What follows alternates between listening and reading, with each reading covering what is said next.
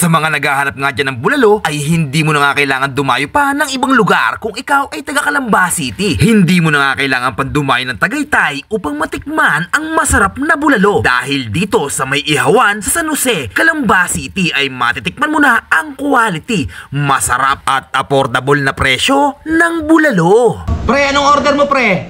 Bulalo pre! Ano, pre? Hindi ko marinig, pre. Bingi ko, pre. Bulalo pre! Ano, pre? Bulalo pre!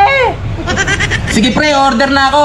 Boss, pa-order. Oo boss! Narinig namin! Pinaprepare na! Kaya ano pang hinihintay mo? Tara na dito sa may ihawan sa San Jose upang matikman ang kanilang masarap at pinagmamalaking bulalo. Dito nga sa ihawan sa San Jose ay available din ang kanilang lechong kawali a la carte, ang kanilang sisig a la carte, at yung kanilang pinagmamalaking ihaw-ihaw na merong masarap na sausawan. Ito nga palang in-order namin na bulalo ay nagkakahalaga lamang ng 140 pesos na merong 1 rice and 1 drinks. Ito pa ang kagandahan dito sa ihawan sa San Jose dahil dito ay makakasigurado kang fresh, malinis at laging bago ang kanilang ihaw-ihaw dito. Kaya naman kung bibili ka ng ihaw-ihaw ay dito ka na bumili sa ihawan sa San Jose. Nandito nga tayo ngayon sa may ihawan sa San Jose. Katabi lamang yan ng IETI.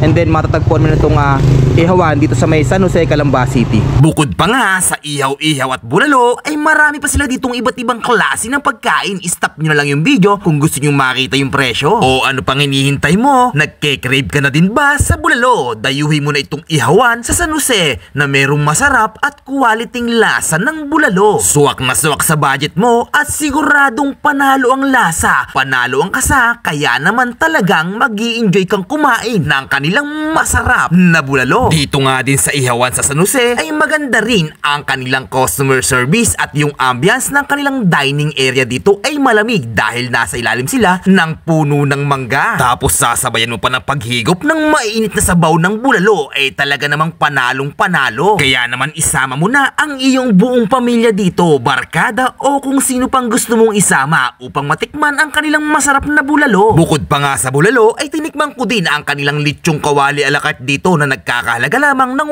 129 pesos at 149 pesos. Tapos eto pa, umorder din tayo ng kanilang sisig a la carte na nagkakahalaga lamang ng 119 pesos and 139 pesos. Syempre, dito sa ihawan sa San Jose ay hindi din natin papalampasin na matikman ang kanilang pinagmamalaki ditong ihaw-ihaw na merong masarap na sausawan. The best talaga yung inihaw nila dito dahil malalasahan mo talaga yung natural na lasa ng inihaw. Syempre, shout out nga pala sa lahat ng nakapanood ng video na ito. Dayuhin niya dito sa may ihawan sa San Jose at syempre, itong aking dalawang kasama na si Eric at Francis ay talaga namang enjoy na enjoy sa pagkain. At dahil nga tinapos mo itong video na ito at nakaabot ka dito sa dulo, ay pakicomment na rin kung taga saan ka para malaman ko kung hanggang saan nakaabot ang ating video. Maraming salamat po sa inyong lahat. At syempre, may FB page nga pala, ang ihawan sa San Jose. Search nyo lang ang ihawan sa San Jose na merong masarap at quality lasa ng bulalo.